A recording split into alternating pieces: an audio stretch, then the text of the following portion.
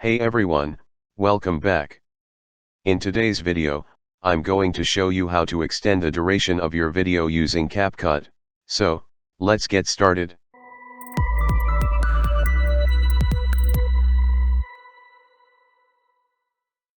First, open the CapCut app and tap on New Project.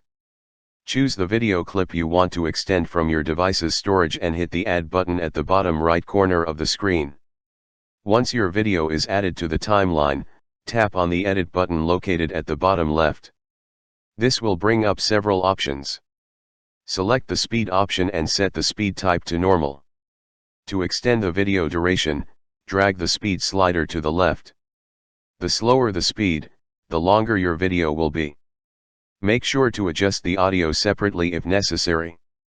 Once you're satisfied with the new duration, tap the checkmark to confirm your changes. Finally, export your video with the updated length.